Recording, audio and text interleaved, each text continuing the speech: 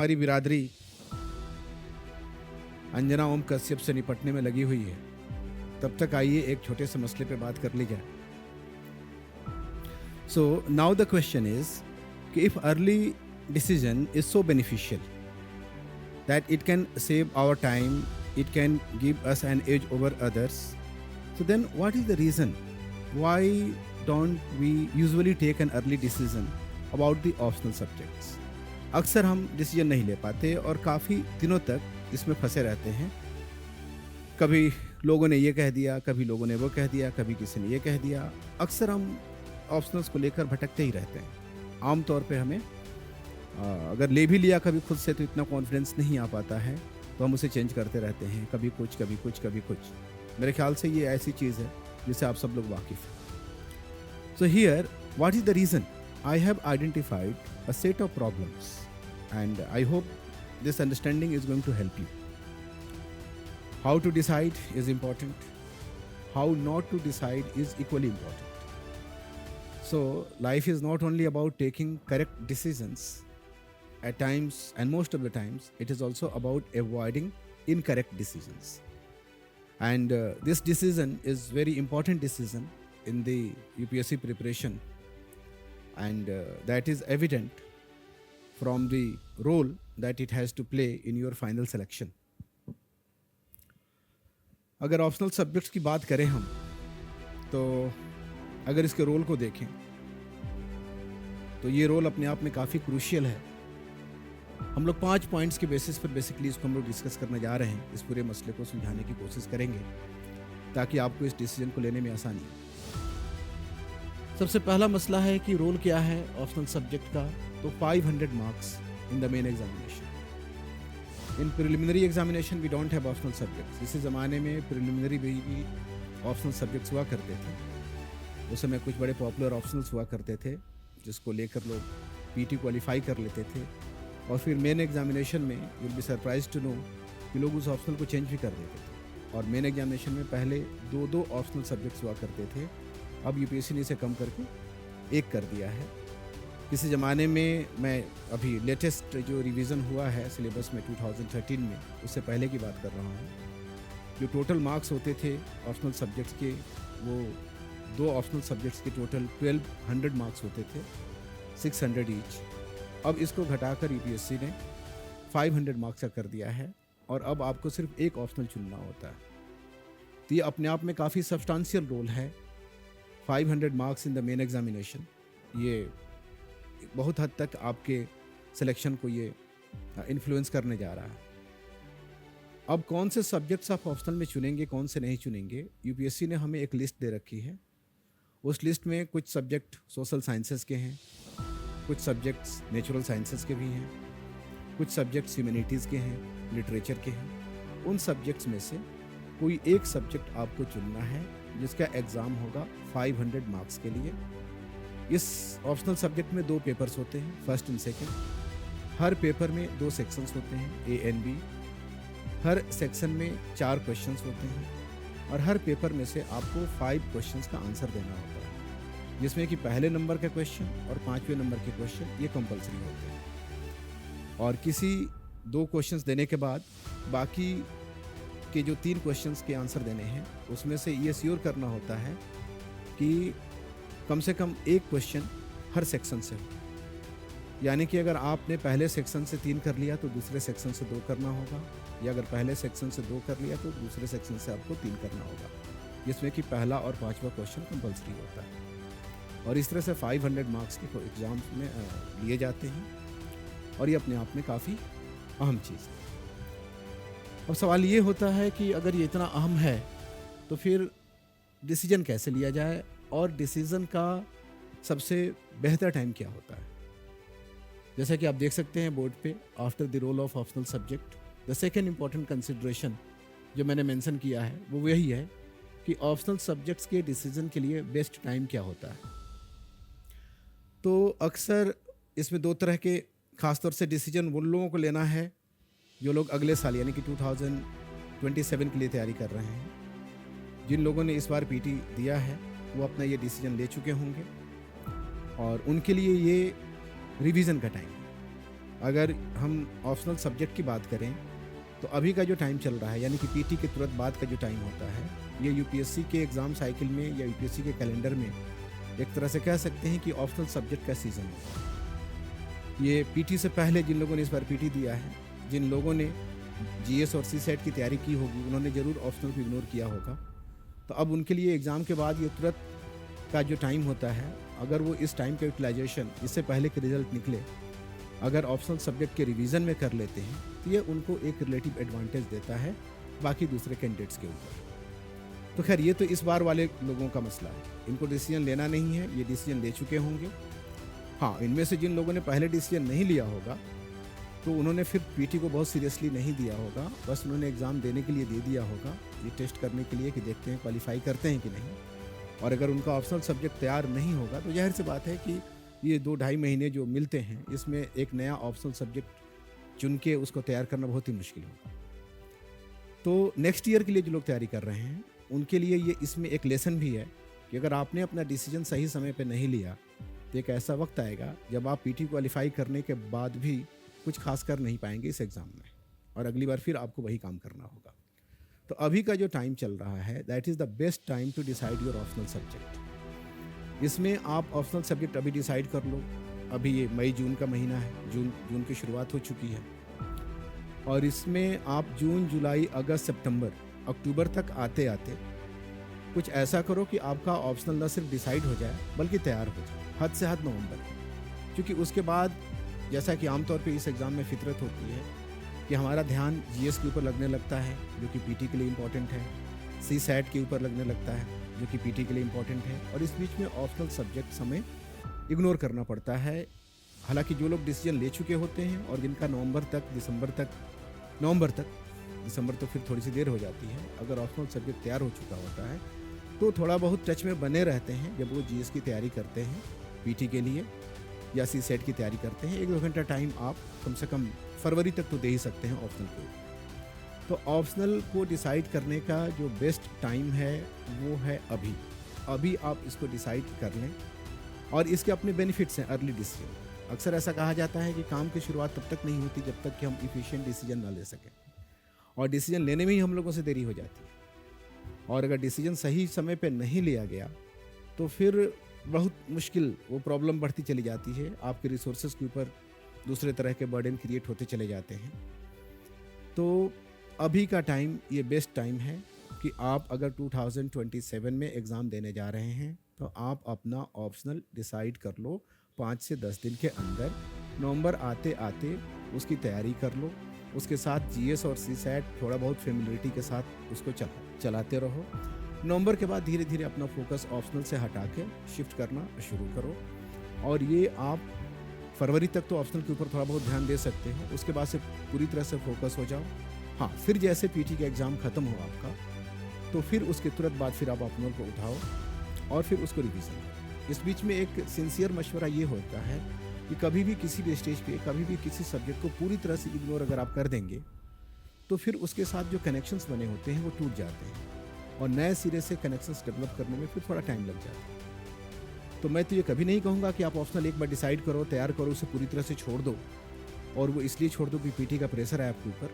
कम से कम टच में बने रहो, टॉपिक्स देखते रहो, सब टॉपिक्स देखते रहो। कम से कम ये एक आइडिया लगता रहे कि आपने किस चीज़ की पढ़ाई की है, तो उससे फिर पीटी के तुरंत बाद आपको रिवीजन में आसानी है। तो अभी आप डिसाइड करो, ये बेस्ट टाइम है, और इस डिसीज़न को लेने के बाद आप रियलाइज़ करेंगे कि आपकी तैयारी को एक नए तरह का बूस्ट मिल रहा है। नहीं तो क्या करें क्या ना करें, इसे लें उसे लें, इस कन्फ्यूज़न में बहुत सारा टाइम वेस्ट हो जाता है। और यूपीएससी की तैयारी में जो हमारे रिसोर्सेज हैं, ये रिसोर्सेज बड़े लिमिटेड रिसोर्सेज हैं, इनको हम ऐसे ही नहीं बर्बाद कर सकते। So this is what I have to say about the second consideration, that is role of optional subject we just discussed, that is 500 marks in the main examination, and best time to take a decision is now. अगर अभी आप decision नहीं लेते हैं तो आप 2027 में अपनी दावेदारी को कमज़ोर कर लेंगे, ठीक उसी तरह से जिस तरह से उनकी दावेदारी 2026 के एग्ज़ाम में कमज़ोर हो जाएगी जिनका ऑप्शनल अभी तैयार नहीं है। इस बचे हुए टाइम में ऑप्शनल की तैयारी नहीं कर सकते। फिर तीसरा पॉइंट मैंने इसमें शामिल कर दिया कि benefits of early decision making. कम से कम आपका इन्वॉल्वमेंट इंश्योर हो जाता है कि आप उस प्रोसेस के हिस्सा बन जाते हो। जब प्रोसेस के हिस्सा बन जाते हो तो आपकी एनर्जी फिर उस डायरेक्शन में चैनलाइज होने लगती है। तो अगर अर्ली डिसीजन के ये बेनिफिट्स हैं तो आखिर क्या वजह है कि हम इतने लंबे समय तक इस डिसीजन को टालते रहते हैं, या फिर ये सोचते हैं कि चलो बाद में देख लेंगे। हालांकि बाद में देखने जैसी कोई सिचुएशन नहीं होती है। अगर आप अभी नहीं देख पा रहे हैं तो बाद में देखना बहुत ही मुश्किल काम होता है, दैट इज़ प्रैक्टिकली इम्पॉसिबल। तो इसमें मैंने कुछ ऑब्स्टिकल्स आइडेंटिफाई किए हुए हैं, जिसमें जैसा कि आप बोर्ड पे देख सकते हैं, we have discussed this role, we have discussed the time, we have discussed the benefits of the early decision making. Now we are going to take note of the obstacles. अगर हम इन obstacles की बात करें तो इन obstacles को मेरी समझ से हम दो कैटेगरी में बांट सकते हैं, जो कि हमें डिसीजन लेने नहीं देते। एक को प्री डिसीजनल कह सकते हैं, दूसरे को पोस्ट डिसीजनल कह सकते हैं। ये हमें डिसीजन लेने नहीं देता और ये हमें अपने डिसीजन पे टिकने नहीं देता। ये दोनों प्रॉब्लम आती है। प्री डिसीजनल जो प्रॉब्लम्स होती हैं उनमें सबसे इम्पॉर्टेंट है role of rumours and role of unwarranted assumptions. अब र्यूमर्स की बात क्या कहें कि हर दूसरा आदमी आपको कहता हुआ मिलेगा कि ये ऑप्शनल सब्जेक्ट बढ़िया है, इसको ले लो, इससे बड़े नंबर आ रहे हैं। मेरे ख्याल से हमें यूपीएससी को इतना तो अंडर एस्टिमेट नहीं करना चाहिए। यूपीएससी एक ऐसी ऑर्गेनाइजेशन है जो सिर्फ हमें इस बात के लिए मार्क्स दे देगी कि हमने एक पर्टिकुलर ऑप्शनल चुना। मुझे नहीं लगता उसको हमारे कॉग्निटिव एबिलिटीज़ को टेस्ट करना है, जो हमने डिस्प्ले किया है उस सब्जेक्ट की तैयारी करते वक्त, जिसके लिए वो हमसे एग्जाम्स देती है और हमसे क्वेश्चंस पूछती है। वो सिर्फ ऑप्शनल किसी पर्टिकुलर ऑप्शनल को सेलेक्ट करने के लिए हमें नंबर क्यों दे देगी? तो इस तरह के डिसऑनेस्ट और अनवारंटेड एजम्पशंस कभी कभी मार्केट र्यूमर्स का रूप ले लेते हैं। हाँ, कभी कभी ऐसा होता है कि कुछ सब्जेक्ट्स ऐसे होते हैं जिसमें ज़्यादा लोग पार्टिसिपेट करने लगते हैं, किसी भी वजह से पार्टिसिपेट करने लग सकते हैं वो। तो जाहिर सी बात है कि जिस पेपर में ज़्यादा लोग पार्टिसिपेट करेंगे जिस सब्जेक्ट में, उस सब्जेक्ट में लोगों का परफॉर्मेंस भी अच्छा होगा, या ये कह सकते हैं कि ज़्यादा से ज़्यादा लोग सेलेक्ट होंगे। चूँकि ज़्यादा लोग सेलेक्ट होंगे तो फिर ज़्यादा लोग उसको लेंगे, फिर ज़्यादा लोग लेंगे तो और ज़्यादा लोग सेलेक्ट होंगे। ये एक तरह से ना ये भीड़ की मेंटालिटी उसके सब्जेक्ट के साथ क्रिएट हो जाती है। कोचिंग्स में भी ऐसा ही होता है। किसी भी कोचिंग में अगर 10,000 लोग इकट्ठा हो गए तो प्रोबेबिलिटी के नियम के हिसाब से भी उसमें से 500 से लोगों का सिलेक्शन हो ही जाएगा। फिर उन 500 के लोगों के सिलेक्शन को आपको कोई भुना सकता है, कोई कह सकता है कि रिजल्ट हमारी वजह से हुए, लेकिन एक्चुअली क्या इम्पैक्ट रहा आपकी टीचिंग का, आपकी कोचिंग का, ये एक अलग मसला है। इस पर अभी हम लोग बात करने का इरादा हमारा नहीं है। लेकिन सिंपल सी बात है कि अगर इसी लॉजिक को अगर हम ऑप्शनल सब्जेक्ट तक लेकर आएँ तो जिस सब्जेक्ट को बहुत ज़्यादा लोग लेंगे उस सब्जेक्ट से चुने जाने वाले लोगों की तादाद ज़्यादा होगी, और जब उनकी तादाद ज़्यादा होगी तो फिर उस सब्जेक्ट के लेने वाले लोग भी ज़्यादा होंगे। लेकिन इसमें कभी कभी एक चीज़ हम लोग मिस कर देते हैं, जिस साल किसी सब्जेक्ट में बहुत सारे लोगों का सिलेक्शन हुआ है, उसी साल उसी सब्जेक्ट में बहुत सारे ऐसे लोग हो सकते हैं जिनका सिलेक्शन नहीं हुआ है और परफॉर्मेंस बहुत मिजरेबल रहा है। तो एक्चुअली होता क्या है कि ये जो हमारी केमिस्ट्री हमारे सब्जेक्ट के साथ डेवलप होती है, ये ज़्यादा रोल प्ले करती है, ना कि सिर्फ कोई सब्जेक्ट ले लेने से हमें नंबर मिल जाता है। तो इस तरह के अगर अनवारंटेड एजम्पशंस को अगर हम दूर रखें, र्यूमर से अगर हम दूर रहें, तो फिर हमें डिसीजन लेने में आसानी हो जाती है। हमें ये लगता है कि कहीं ना कोई ऐसा ऑप्शनल है जो ज़्यादा रिवार्डिंग है और जिसको ले लेने से ही नंबर मिल जाते हैं, कहीं हम ही से चूक ना हो जाए, कहीं हम ही उस ऑप्शनल से वंचित न रह जाएं। Now you can pay attention to the fourth number point, that is about the obstacles, कि what are the obstacles which are responsible for our failure to take an early decision related to the subject. Here, such obstacles can be categorized into two broader groups: pre-decisional and the post-decisional. Pre-decisional का मतलब ये हुआ कि ये वैसे factors हैं जो आपको ऑप्शनल को लेकर डिसीजन लेने नहीं देते, और पोस्ट डिसीजनल ये वाले फैक्टर्स हैं जो आपने डिसीजन अगर ले भी लिया तो आपको अपने डिसीजन पर टिकने नहीं देते, और इस वजह से हम लोग भागते रहते हैं इधर उधर। तो if we take note of the pre decisional, so there are some obstacles which we can identify as rumours. There may be rumours about certain subjects, कि this subject is very useful, this subject is very popular, and then there can be rumors usually are based on some unwarranted assumptions. So we can say that there can be some unwarranted assumptions related to the subjects. Most of the time we find them in the market.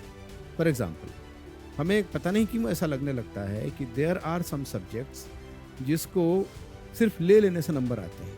I don't think कि we should underestimate UPSC, जो कि हमारा test इस बात के लिए लेती है कि वो हमारे कॉग्निटिव एबिलिटीज़ तक पहुंच पाए, और उसके लिए वो एग्ज़ाम लेती है और ये जानने की कोशिश करती है कि जो सब्जेक्ट या जो टास्क हमें दिया गया, उस सब्जेक्ट और उस टास्क में हमारा रिलेटिव परफॉर्मेंस कैसा है, हम दूसरों से बेहतर हैं कि नहीं.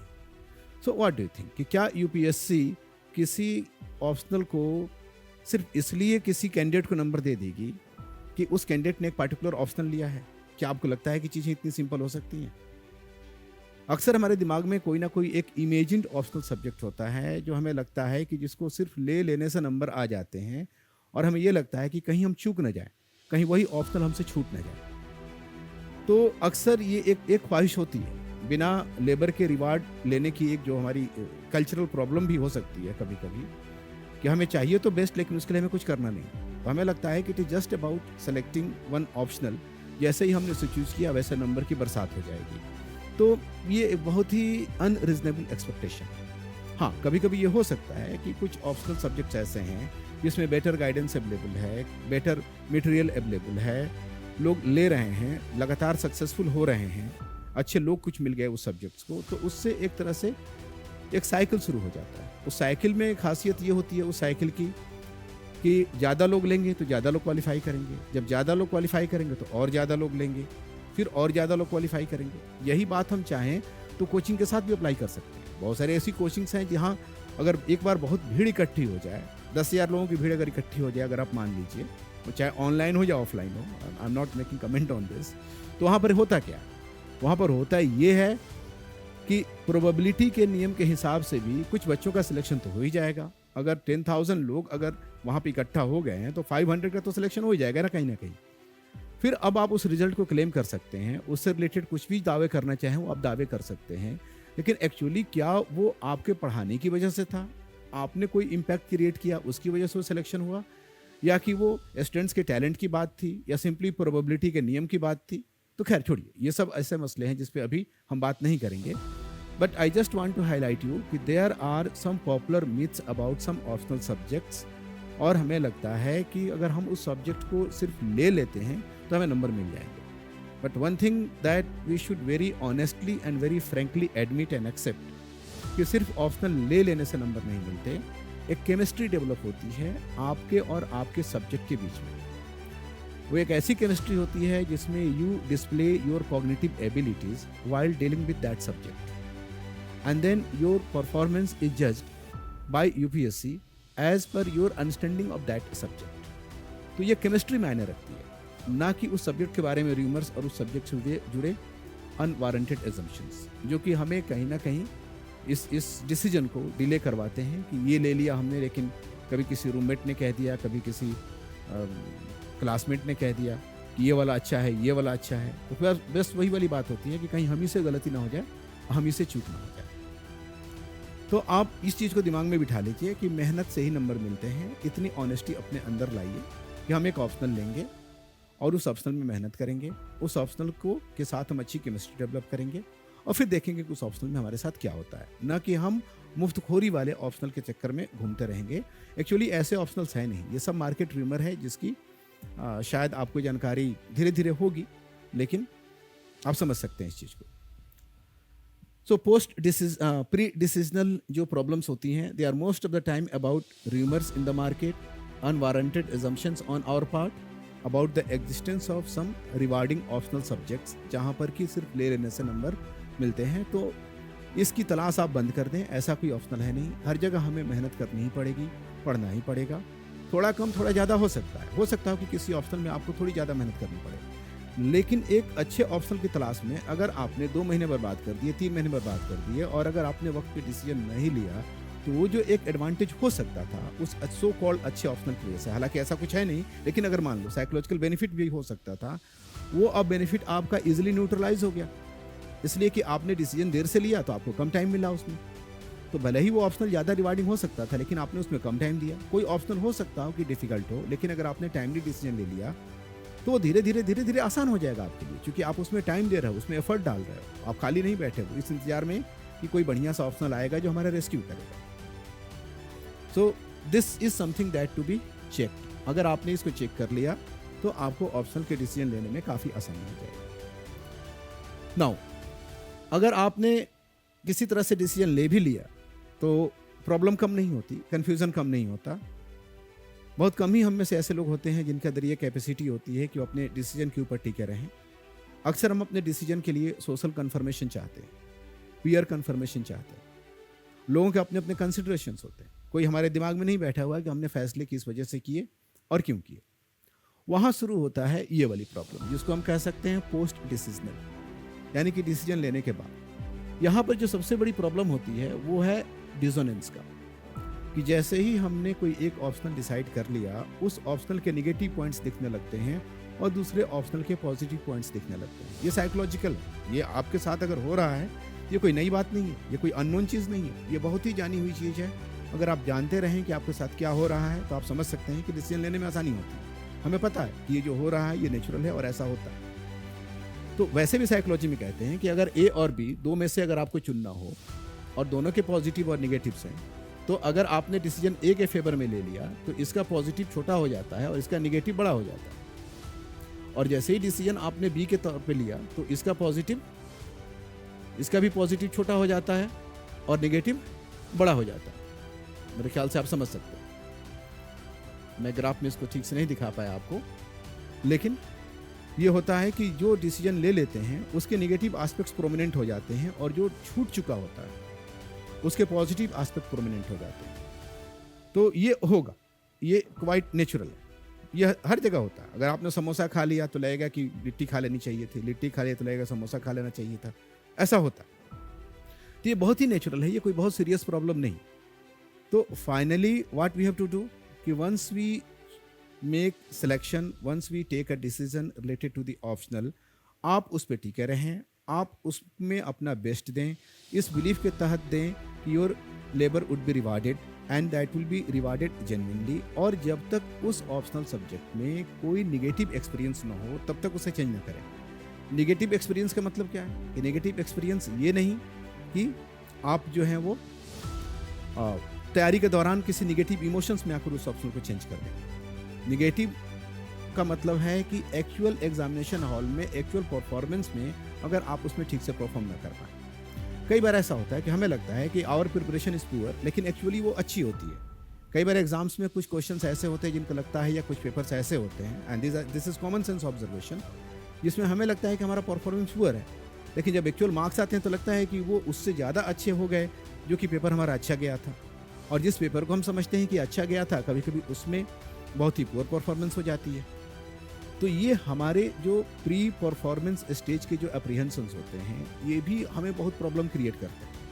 हमने सब्जेक्ट को पढ़ा और हमें कॉन्फिडेंस नहीं आ रहा, ठीक है, कॉन्फिडेंस नहीं आ रहा, लेकिन अगर आपको ये लग रहा है कि सब्जेक्ट में आपने सफिशिएंट टाइम दिया तैयारी की, तो आप एक बार उस सब्जेक्ट से लेकर एग्जाम दीजिए। अगर उसमें आपने लेबर दे रखा है, उसमें अगर आपने इन्वेस्टमेंट कर रखा है, और जब एक्चुअल एग्जाम में अगर कोई नेगेटिव एक्सपीरियंस तो आप उसे चेंज कर दीजिए, लेकिन उससे पहले अगर रीमर से चेंज करेंगे तो फिर एक ऑप्शनल से दूसरे ऑप्शनल, दूसरे से तीसरे, तीसरे से चौथे पर आप शिफ्ट ही करते रह जाएंगे।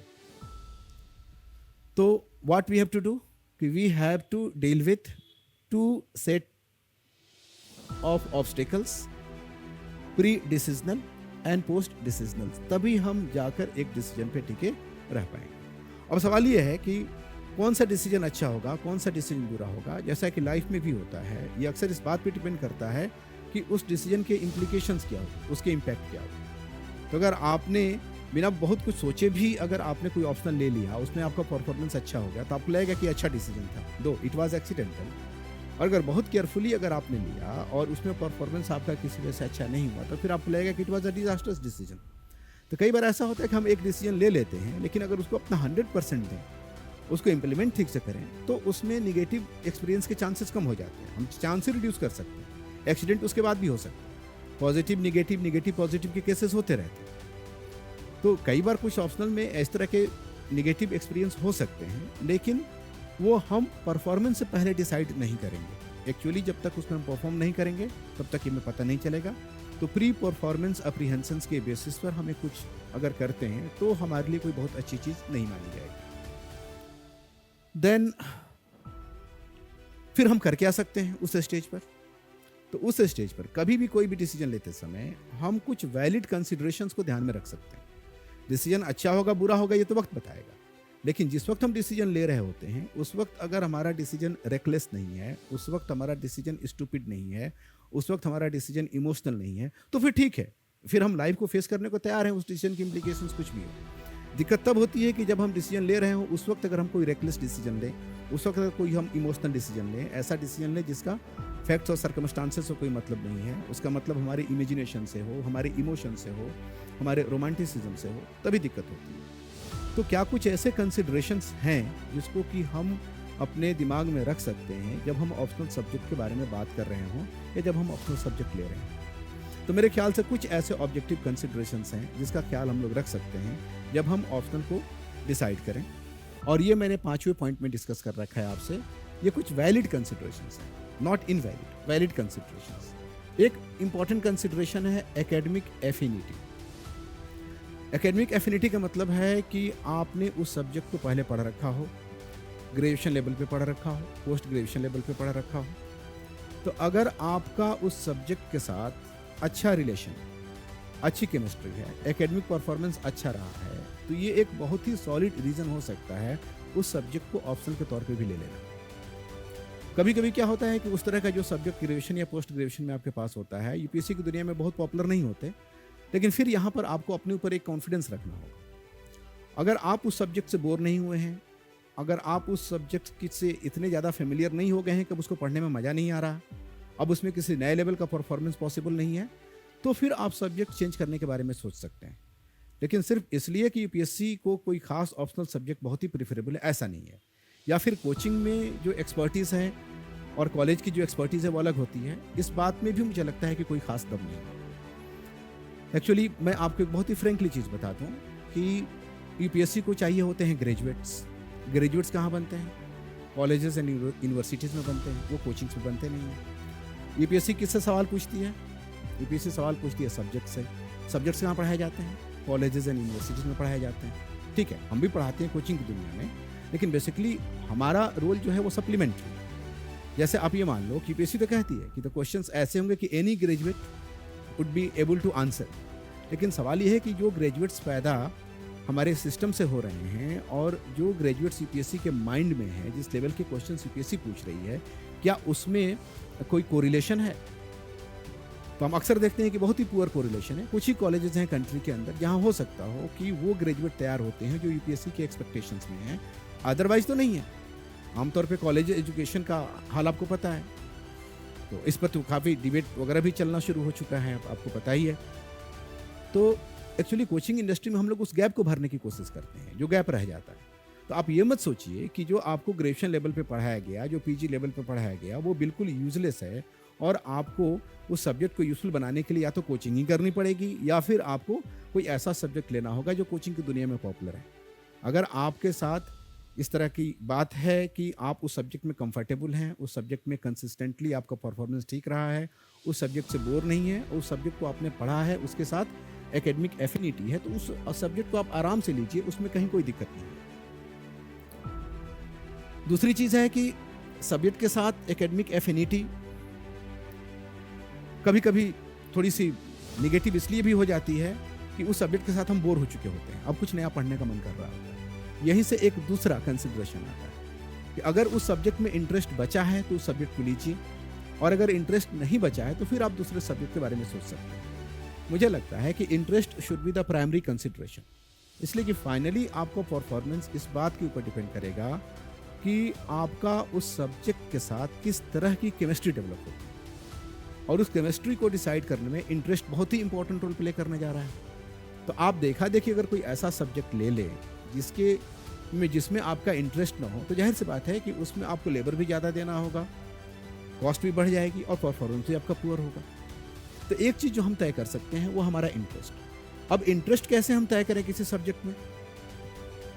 तो अभी आप जब पढ़ाई शुरू करेंगे तो जीएस के भी बहुत सारे सेगमेंट्स आप पढ़ेंगे, उसमें आप इकोनॉमी पढ़ेंगे, उसमें पॉलिटी पढ़ेंगे, उसमें हिस्ट्री पढ़ेंगे, उसमें जियोग्राफी पढ़ेंगे, उसमें ऑलमोस्ट आप वो सारे सब्जेक्ट्स पढ़ेंगे या उनसे जुड़े सब्जेक्ट्स पढ़ेंगे जो कि यूपीएससी ने ऑप्शनल सब्जेक्ट्स के बारे में हमें दे रखा है, कुछ एक को छोड़कर, जो कि बिल्कुल ही अनरिलेटेड होते हैं हमारे जीएस से।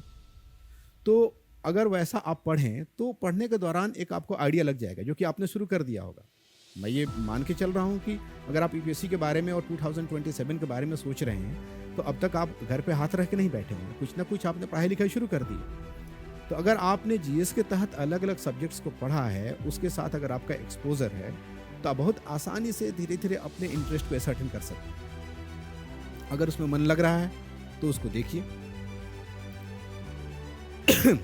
एक और चीज़ है कि उस सब्जेक्ट से जुड़े क्वेश्चन पेपर्स को देखिए। अगर आप उस सब्जेक्ट से जुड़े क्वेश्चन पेपर्स को देखेंगे तो आप ये पाएंगे कि अगर आपका इंटरेस्ट उस सब्जेक्ट में होगा तो आप बहुत आसानी से उस सब्जेक्ट के अंदर की चीज़ों को हैंडल कर पाएंगे। और अगर नहीं होगा तो क्वेश्चन ही आपको बड़े अनरिलेटेड लगेंगे, आपको थोड़ी सी डिफिकल्टी जैसी लगने लगेगी। तीसरा तरीका यह हो सकता है कि आप एक तो जीएस में प्राइमरी एक्सपोजर लें सब्जेक्ट्स का, उनसे जुड़े क्वेश्चंस पढ़ें, ऑप्शनल वाले क्वेश्चंस पढ़ें, और उन सब्जेक्ट से जुड़ी कुछ बेसिक किताबें पढ़ें। एनसीईआरटी की किताबें मैं सजेस्ट करूँगा। उन सब्जेक्ट की कुछ एनसीईआरटी की किताबें पढ़कर उनकी प्रॉब्लम को सोल्व करने की कोशिश करें। फिर आपको पता लग जाएगा कि उस सब्जेक्ट में आपका इंटरेस्ट है या नहीं है, उसमें आपका परफॉर्मेंस ठीक हो सकता है या नहीं हो सकता। कई बार इंटरेस्ट डिपेंड करता है नेचर ऑफ द सब्जेक्ट के ऊपर भी। हमारा टेम्परामेंट अलग होता है। कुछ लोगों को कंक्रीट चीज़ें ज़्यादा अच्छे से समझ में आ जाती हैं, कुछ लोगों को एब्स्ट्रैक्ट चीज़ें, थियोरेटिकल चीज़ें ज़्यादा अच्छे से समझ में आ जाती हैं। तो जब आप प्रिलिमिनरी एक्वेंटेंस डेवलप करेंगे सब्जेक्ट के साथ, तो आप ये भी ध्यान रखें कि सब्जेक्ट खुद का नेचर कैसा है, उसका सब्जेक्ट मैटर कैसा है। अगर आपका ब्रेन ऐसा है कि आपको थियरी समझ में नहीं आती, आपको आइडियाज़ प्रोसेस करने में डिफिकल्टी होती है, लेकिन कंक्रीट फैक्ट्स एंड डिटेल्स आपको याद रह जाते हैं, या उसकी समझ, एक एक्चुअल सिचुएशन की समझ आपकी ज़्यादा अच्छी डेवलप होती है, तो फिर वो भी एक बहुत ही इंपॉर्टेंट रोल प्ले कर सकता है। कुछ सब्जेक्ट्स करंट ओरिएंटेड होते हैं, कुछ सब्जेक्ट्स एस्थेटिक होते हैं। तो अगर आपका इंटरेस्ट करंट अफेयर्स में नहीं है, या फिर आप इस चीज़ में इंटरेस्टेड नहीं है कि कंटेम्प्रेरी प्रॉब्लम्स को सब्जेक्ट के साथ जोड़ें, बल्कि आपको एस्थेटिक पोर्शन चाहिए जहाँ पर कि एक बार आपने तैयारी कर ली, चीज़ें एस्थेटिक हैं, ठीक है, तो फिर उसके हिसाब से भी आप चीज़ों को तय कर सकते हैं। यानी कि सब्जेक्ट का नेचर डायनेमिक है, सब्जेक्ट का नेचर एस्थेटिक है, सिलेबस डायनेमिक है, सिलेबस एस्थेटिक है। सिलेबस वैसे भी इंटरप्रिटेशन के बेसिस पे कोई भी सिलेबस डायनेमिक हो सकता है, लेकिन यहाँ एस्थेटिक और डायनेमिक का मतलब ये है कि क्या ऐसा तो नहीं कि हर साल उस सब्जेक्ट में कुछ नई चीज़ें जोड़ दी जाती है जिसका रिलेशन करंट अफेयर्स के साथ है। तो इन चीज़ों का ध्यान रखें, एक तो एस्थेटिक है या डायनेमिक है, दूसरा ये ध्यान रखें कि सब्जेक्ट में एब्स्ट्रैक्ट नोशंस ज़्यादा हैं, आइडियाज़ ज़्यादा हैं, या कंक्रीट फैक्ट्स एंड डिटेल्स ज़्यादा हैं, एक्चुअल सर्कमस्टांसेस ज़्यादा हैं। अगर ऐसी चीज़ें होंगी तो फिर आपको अपना डिसीजन लेने में आसानी हो। तो एक ये इंपॉर्टेंट चीज़ होती है, nature of the subject. So while valid considerations, let us recapitulate. We can go for academic affinity if interest is preserved, still preserved in that subject। लेकिन अगर इंटरेस्ट नहीं है और दूसरे सब्जेक्ट में इंटरेस्ट आ रहा है तो उस सब्जेक्ट के लिए भी जा सकते हैं। वो दूसरे सब्जेक्ट में इंटरेस्ट है कि नहीं है, उसके लिए उसके क्वेश्चन पेपर्स को पढ़ेंगे, उसके लिए उससे जुड़ी बेसिक किताबों को पढ़ेंगे, और उसके लिए उस सब्जेक्ट के नेचर को समझने की कोशिश करेंगे कि उस सब्जेक्ट के जो थीम्स हैं, उस सब्जेक्ट में जो कंटेंट्स हैं, क्या वो थीम्स, क्या वो कंटेंट आपका जो एटीट्यूड है, आपकी जो एकेडमिक हैबिट्स रही हैं, आपकी जो कॉग्निटिव प्रोसेसेस हैं, उसके साथ वो मैच करती हैं। अगर वो मैच कर जाती है तो ठीक। कहने सुनने में ये चीज़ डिफिकल्ट लगती है, मिला जुला कर एक्चुअल प्रैक्टिकल लाइफ में इतनी थियोरेटिकल बात करने की जरूरत नहीं होती। वो आपको लगने लगेगा, आपका दिल बोलने लगेगा कि ये सब्जेक्ट हमें अच्छा लग रहा है कि नहीं लग रहा, इस सब्जेक्ट में हम कंफर्टेबल है कि नहीं। लेकिन इन कंसिडरेशंस के बाद ये जो कंसिडरेशन चौथा यानी कि डी, ये मुझे लगता है कि प्रैक्टिकली एक बहुत ही इंपॉर्टेंट कंसिडरेशन है, और कई बार ऑप्शनल का डिसीजन सिर्फ यूटिलिटी के बेसिस पर भी लिया जाता है और लोग ले लेते हैं। यूटिलिटी का मतलब यह है कि क्या वो ऑप्शनल सब्जेक्ट जो आप ले रहे हैं सिर्फ उन 500 मार्क्स जो कि ऑप्शनल के साथ अटैच्ड हैं उसमें आपको हेल्प कर रहे हैं, या कि इस एग्ज़ाम की ओवरऑल स्कीम में दूसरी जगहों पर भी आपकी हेल्प कर रहे हैं। दूसरी जगहों का मतलब ये हुआ कि जीएस के जो पेपर्स हैं 1 2 3 4 4 पेपर्स हैं, उन 4 पेपर्स में से क्या वो पार्टिकुलर ऑप्शनल सब्जेक्ट आपको पेपर 1, पेपर 2, पेपर 3 या जो पेपर 4 है इथिक्स का, उसमें आपको हेल्प कर रहे हैं कि नहीं कर रहे हैं। बहुत सारे ऐसे सब्जेक्ट्स होते हैं जिसमें कि जो आप लेबर करते हैं, वो लेबर आपको उस 500 मार्क्स के लिए तो ठीक है, वो आपको उसमें रिवार्ड दिला देते हैं, लेकिन बाकी जगहों पर थोड़े हेल्पफुल नहीं होते। तो कभी कभी थोड़ा मतलब प्रैक्टिकल एस्पेक्ट ये है कि आप ये देखें कि उस पर्टिकुलर सब्जेक्ट का जीएस के साथ रिलेशन है कि नहीं। ऐसे राइटिंग में भी कुछ सब्जेक्ट्स ज़्यादा हेल्पफुल होते हैं, ऐसे राइटिंग में। फिर आईआर में कुछ सब्जेक्ट्स ज़्यादा हेल्पफुल होते हैं, तो आईआर है, ऐसे राइटिंग है। पर्सनालिटी टेस्ट में भी कुछ सब्जेक्ट्स ऐसे होते हैं जो आपको टेम्परामेंट देते हैं। पर्सनालिटी टेस्ट के लिए आपको क्या होना चाहिए, आपके अंदर साइंटिफिक टेम्परामेंट होना चाहिए, आपके अंदर हिस्टोरिकल सेंस होना चाहिए, आपके अंदर एस्थेटिक सेंस होना चाहिए, आपके अंदर एक सेंस ऑफ सिविलाइजेशन भी होना चाहिए। तो ये सारी चीज़ें कभी कभी किसी सब्जेक्ट के साथ बहुत ही क्लोजली अटैच्ड होती हैं। उस सब चीज़ों का सेंस आपके अंदर डेवलप होने लगता है। तो यूटिलिटी, यानी कि उस सब्जेक्ट की यूटिलिटी जीएस के दूसरे सेक्शंस में है कि नहीं, ऐसे राइटिंग में है कि नहीं, पर्सनालिटी टेस्ट में है कि नहीं, इथिक्स में है कि नहीं, आईआर में है कि नहीं, इस तरह की जितनी भी चीज़ें हैं उसके साथ अगर आप देख लें, अगर उसमें है, वहाँ पर भी वो सब्जेक्ट आपको हेल्पफुल कर रहा है, तो थोड़ी अगर उसमें ज़्यादा भी मेहनत करनी पड़े तो फिर उस ऑप्शनल को ले लिया जाना चाहिए। ठीक है, इसलिए कि जो भी आप ज़्यादा मेहनत करेंगे, हो सकता है कि आपका उसमें थोड़ा कम ही इंटरेस्ट हो, लेकिन जो भी अगर आप ज़्यादा मेहनत करेंगे, थोड़ी सी ज़्यादा मेहनत करनी पड़ेगी, तो लेकिन उस मेहनत का रिवार्ड आपको दूसरी जगहों पर मिल सकता है।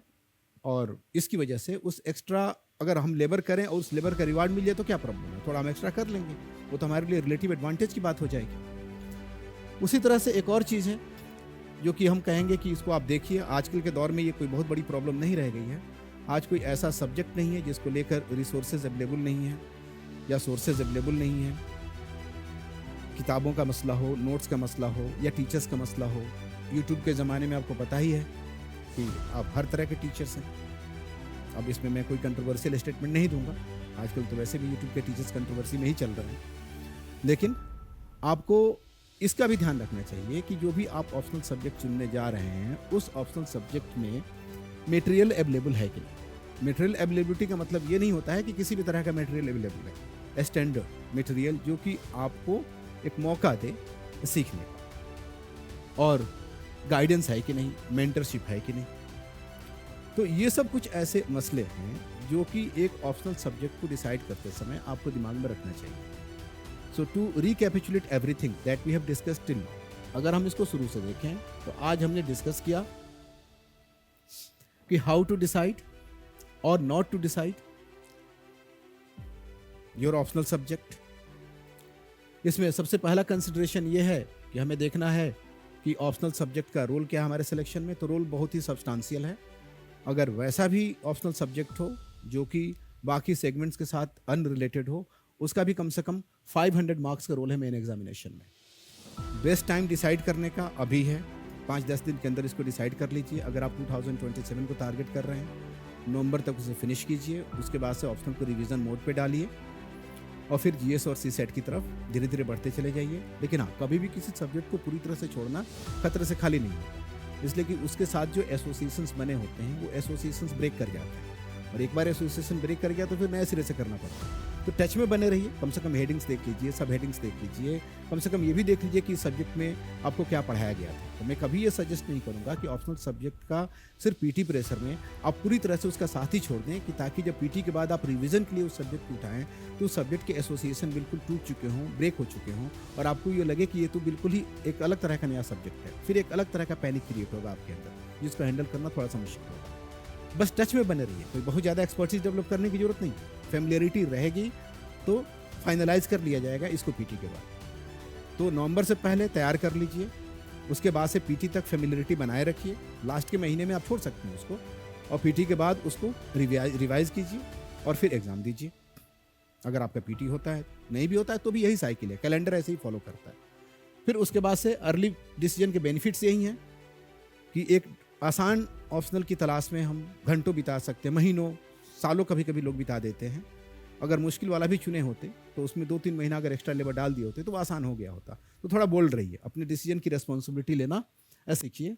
इस तरह के जो ऑब्स्टेकल्स हैं, pre decisional and post decisional, pre decisional in terms of rumours and assumptions, इसको हैंडल कीजिए रियलिस्टिक तरीके से, न कि किसी रोमांटिक कंसिडरेशन की बेसिस पर।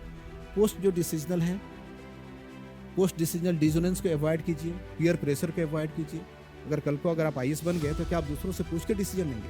This whole process is all about your capacity of decision making. आप डिसीजन ले सकते हो कि नहीं दूसरों से बेहतर, और लिए हुए डिसीजन को इंप्लीमेंट कर सकते हो कि नहीं दूसरों से बेहतर। तो कल को अगर आपको किसी जगह पे अगर कोई डिसीजन लेना हो, गोली ही चलानी हो, तो क्या आप पंचायत करके वहाँ पे ऑर्डर देंगे कि दरोगा साहब आप क्या कह रहे हैं, आप क्या कह रहे हैं, गोली चला दी जाए कि नहीं चला दी जाए?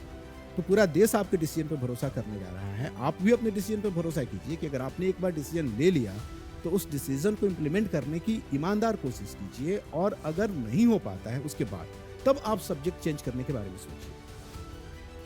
फिर चाहे जितना भी जिस तरह का भी डिसीजन हो, डिसीजन रेकलेस नहीं होना चाहिए, और रेकलेस डिसीजन ना हो इसका मतलब ये है कि डिसीजन लेने से पहले कुछ वैलिड कंसिडरेशंस होने चाहिए। और ये वैलिड कंसिडरेशंस मैंने आपको बताया है कि एकेडमिक एफिनिटी हो, इंटरेस्ट हो, नेचर ऑफ द सब्जेक्ट हो, यूटिलिटी ऑफ द सब्जेक्ट हो, and availability of material and guidance. अगर इस तरह की चीज़ों पर हम ध्यान दें तो हम उम्मीद करते हैं कि हम एक बेहतर डिसीजन लेंगे। लेकिन बहुत डिलेड करके अगर डिसीजन लेंगे तो कभी कभी होता है कि बेहतर डिसीजन भी, डिसीजन का एक टाइम कॉन्टेक्स्ट होता है।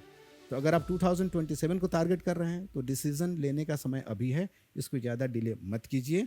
Wish you all the best. Thank you so much.